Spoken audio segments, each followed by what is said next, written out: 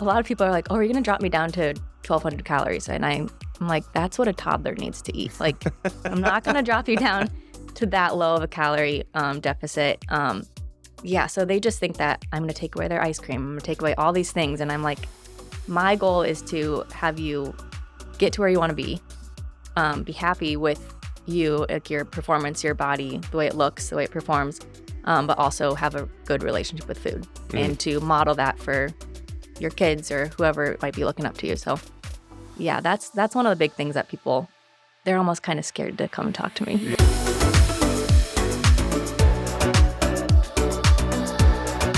Welcome to Fitter Every Day, the show where we deconstruct fitness into bite-sized bits to help make you fitter every day. We're here today with Jordan Miller, who is the general manager of Huxley Fit Club, who is also a master's of professional practice in dietetics and a registered dietitian. So we're going to talk to Jordan about food stuff. So welcome, Jordan, to Fitter Every Day. Thank you. Thanks for having me. Yeah, we wanted to get you on today because of all the people that are going to be talking about food, there is probably no one better than to talk to a dietitian about this. So I say dietitian and not nutritionist. Right away, what is the difference between those two? Because I would imagine if when you say like, oh, what do you do for work? Oh, I'm a dietitian. Like, oh, I worked with a nutritionist once. Like, I would imagine that there is a distinction that a lot of people don't necessarily know. So what is the difference between those two? Yeah, so that's a great question, and I do get that quite a bit. A lot of times from clients that I currently work with, they've talked about their nutritionists in the past. But technically anybody can be a nutritionist. So you could go onto a website over the weekend and take a course that takes you 8 hours, and Monday morning you're a nutritionist and you go out there and tell people how to eat. Cool. When I decided to be a dietitian, I didn't really realize how much work went into becoming a dietitian. So to become a dietitian, you have to take 4 years at a college. So the only one in Iowa actually is Iowa State. So I went to Iowa State. Cyclones. Yeah. Yep.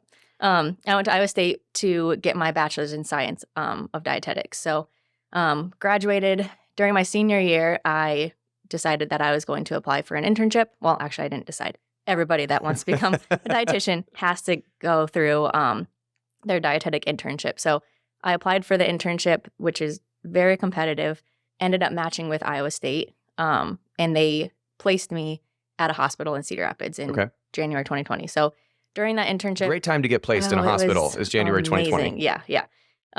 So I had to have 1,200 hours of supervised internship hours.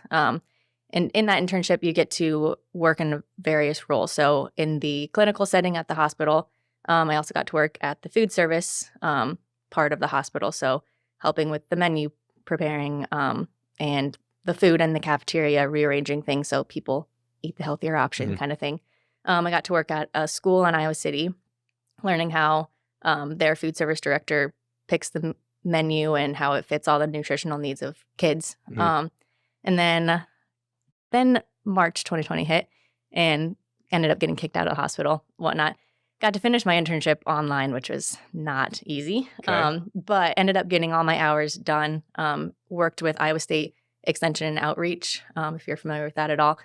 That was online. So that worked out when I was at home finishing my internship. But once I finished all those hours, then I was able to sit for boards. So a very, very, very stressful test that I took about 2 or 3 months to just study for. And then September of 2020, I officially became a dietitian. So, but that's not all. After you become a dietitian, you have to have continuing education credits. So I'm still taking courses and went on to get my master's, which ended up counting for a lot of those continuing education. So yeah, that was a long time of academics to actually get there. So congratulations, you made it. Thank you. A couple of years ago. So a little late on that. Yep. Now, so you're working in like a hospital setting and also working in an elementary school setting. And now you sort of, you had to go through your boards and stuff like that. How did you get to actually working and doing, whether it's personal training or really the question is, how did you get to the point where you're working at or with Huxley Fit Club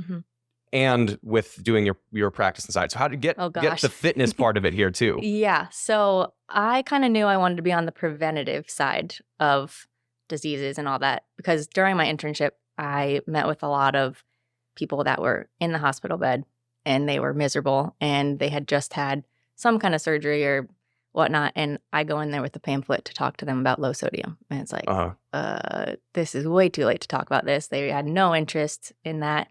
So as much as those dietitians do a great job, I just knew I didn't want to be on that side of things. And I used to, well, before my internship, I was a personal trainer at just like your regular Globo gym. So I knew I loved the exercise side of things. And then putting exercise and nutrition together was just my overall dream job. So how I got in with Huxley Fit Club, the people that own the gym now, I used to train them back when I was a personal trainer. Okay. So they kind of came and had me look at the gym. They wanted me to start training them again. I kind of laughed because the girl that called me up right after I passed boards, she called me and she's like, I'm eating a Snickers bar right now and I need you back here at the gym. So I ended up training them again, and they were in the middle of finishing their gym and finishing the kitchen that's in there. So I kind of told them, hey, I'm a dietitian now. If you want me to make your meals and, help you with that kind of stuff, then I can do that. So started cooking for them, training for them. And then you guys came along, started Huxley Fit Club, and then we kind of worked it out. So I started coaching there, and they told me I could start my own nutrition business out of their kitchen. And so I started cooking for other people, and yeah, now it's just kind of going hand in hand with each other. So. Yeah. And so I think the cool part is, at least for me, when the difference between a nutritionist and a dietitian from my side, so as gym owner, trainer, coach, from my side, the difference is if someone has an extenuating circumstance, let's say they have diabetes, or let's say they've got Crohn's disease or something like that, a nutritionist really doesn't have, well, technically they legally can't. Like you can't legally provide nutrition advice to someone who has Crohn's or diabetes because of what can go wrong. But if you're looking for there are good nutritionists out there, and we have connections with a few of them between some of the people that we work with at the gym, and that's for sports performance enhancement. That there are people that specialize in that. But there's a difference then is when someone is running into the thing of, I don't know what's going on. I feel horrible in my gut. Nothing is normal. I have no energy at all.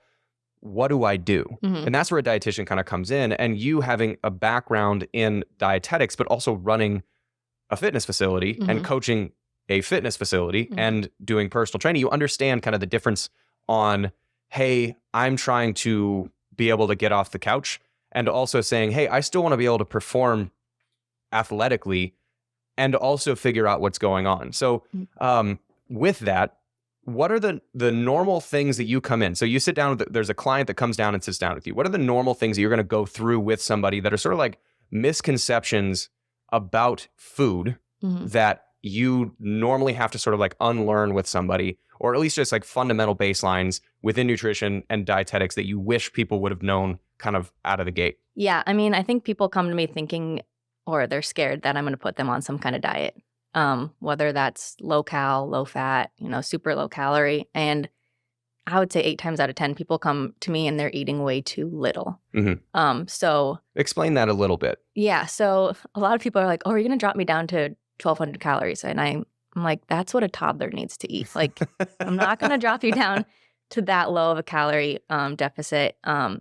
Yeah. So they just think that I'm going to take away their ice cream. I'm going to take away all these things. And I'm like, my goal is to have you get to where you want to be happy with you, your performance, your body, the way it looks, the way it performs, but also have a good relationship with food and to model that for your kids or whoever might be looking up to you. So yeah, that's one of the big things that people, they're almost kind of scared to come and talk to me. Yeah, it's because they think you're going to be like the you know what you have to eat now? Every meal is kale. Yep. You can have no dressings.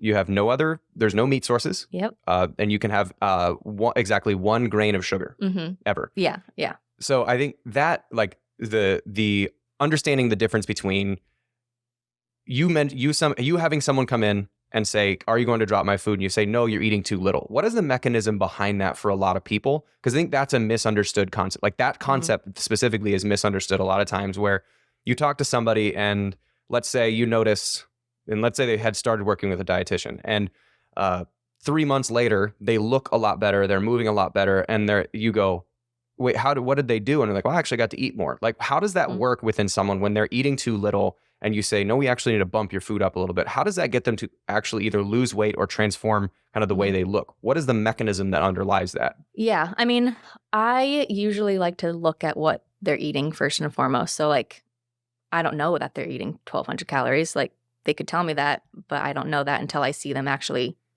track their food. So I usually take a good week to have them just track like normal. I don't want to make any changes. And that's where I can really see like, you're having 50 grams of protein and you're 200 pounds. Like that's where we need to kind of change things. So from there, we make sure that we're eating enough food. And I usually ask them like, hey, like how comfortable are you with the scale? And like if people have eating disorders in the past, I make sure that we're not going on the scale every week. But that's a great way to measure if you're in a calorie deficit, calorie maintenance, or if you're over calories. So I remember specifically I had a client, big dude, like tall, a lot of muscle. He was eating like 1,500 calories, like very, very low. So I told him, I said, you're not eating enough to fuel your everyday life, let alone like what you're doing here in the gym. So we gradually brought him up, I think, to about 2,200 calories. And he's like, oh my gosh, I'm going to gain so much weight and all this. He was super scared. But in the end, he ended up getting a lot of energy and he ended up losing weight over time. So bringing it back up to maintenance and then slowly dropping it back down to that deficit. It sounds scary. People get nervous, but it's just kind of refueling that metabolism because it's been shot for years. If people are chronic dieters, then their metabolism slows down. We want to refuel that fire. So, increase those calories and eventually bring them back off. So, yeah, I remember there was in the classes that I was taking, and someone brought up this. I don't know if it was like it was an actual study, but I think people have put too much weight in it. Is the Twinkie diet that someone talks about? I'm sure you've done that. So to describe that for those that are not familiar with what the Twinkie diet is, there's a researcher back in, I don't know, whenever it was, 80s, something like that, call it some decade. And to really try and prove his point that it is just calories in, calories out, and that's the only thing that matters when you're talking about weight loss or weight gain, he ate literally nothing but Twinkies for a substantial amount of time and lost weight. Now, what people have extrapolated that into is that the only thing that matters is calories. That's it. Total calories in, total calories out. It's a simple scale. That's it. All we got to think about. I think that has been really detrimental to a lot of people's health. So how do you frame people's response to calories? And also for those of us that are kind of more in the performance thing, I personally track my macros during the day and I don't really care too much about calories. How do you kind of frame someone's relationship with calories? Because the Twinkie diet guy feel like he screwed up a lot of people. So how do you deal with that when someone goes, oh, I'm going to be on 2,200 calories a day. I'm going to gain weight. How do you frame that relationship? Yeah. So I use macros a little bit loosely. So I don't want people to ever be like super, super concerned, like they're not hitting all their numbers or they're getting in their head, all that. But my main two numbers that I focus on are calories and protein. So especially people that are in the gym lifting weight, I really want to make sure that their protein is adequate for their goals and whatnot. So after we determine calories and protein, then from there, I kind of give them like the overview of like, these are carbs, these are fats. We do want to fit in this range. So every macro has like a distribution range. So I kind of break that out for them and make sure that it's all normal. But if somebody were to eat Twinkies, Twinkie is what? A carb? And fat, but protein? Yeah. So if you have somebody eating a deficit with Twinkies, they might lose weight, but what does their muscle mass look like? So they could lose weight, but if you do those fancy scales that tell you a ton of information, mainly muscle mass, their muscle mass probably went down with that weight. So it's a little bit more to it than just weight loss, which is what I talk to them about. I don't want them thinking that weight loss is their goal. It's more body composition change. So we talk a lot about being active and fueling your body for performance and protein. I really stress protein. And then just making sure that they're getting all the micronutrients as well. So Twinkies, micronutrients, not that many vitamins and minerals in Twinkies. So I mean, that kind of answers that for you. So you were mentioning, you use the term micronutrients, and I heard someone say at one point, and I thought it was really well said, is that macronutrients are going to be controlling macronutrients, and that kind of goes into calories. Controlling macronutrients is what will make you look the way you look. Micronutrients will make you feel the way you feel. And so if you are if you're advising a client and they're sort of physiologically, and like you look at them, whether it's six pack or whatever, like they look fit. They don't dislike how they look. They dislike how they feel. How do you dig into fixing the little stuff and fixing the way they feel as opposed to the way they look? So 2 of like the micronutrients that I look at, sodium and sugar. That's one where the app that I use for their tracking, I really focus on keeping sodium low and sugars low. So if people are like drinking pop and having their coffee drinks with all the creamer and whipped cream and whatnot, that's going to be a lot of sugar. So just simple fixes like that, because they just get bogged down with sugar. So once I cut the sugar, usually like the brain fog goes away. They sleep better at night, all that good stuff. So yeah, that's a really good way to put it, is how they feel with micronutrients. So, okay. And kind of the last question I wanted to get to is, so I'm sure when you go to a cocktail party and you say, I'm a dietitian, that people go, oh, I've done, and then insert stupid name here. And I don't want me to say stupid name. Some of them work. You know, I do keto, paleo, Mediterranean diet, Atkins, whatever, like low carb, high protein, low protein. Yep.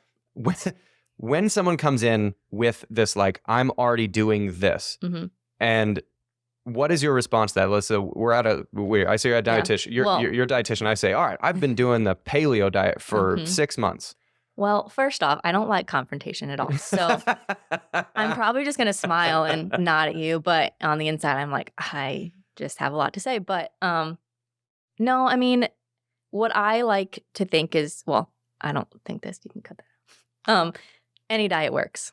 So whether that's paleo, low carb, carnivore, Mediterranean, whatever it is, any diet's going to work, but it's going to be what's sustainable for you. So, and that's going to provide, macronutrients in the right distribution and all the micronutrients. So if that's one of those diets, great.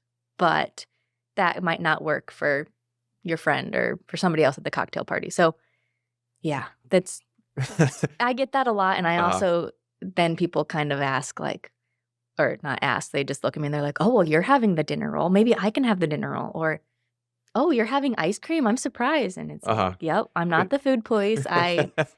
Yep, I have cookies, I have ice cream, yeah. All within reason. Yep. Yeah, there's one expression that I've heard, which is the most, which is it works for most people, most of the time, in most situations. And most, as long as that applies, we're good. Yep. When you have to get into the weeds, that's where we got to sit down and kind of work more specifically with that. Yeah, I had people, I remember at a New Year's party last year, and they were having a debate on white rice and brown rice.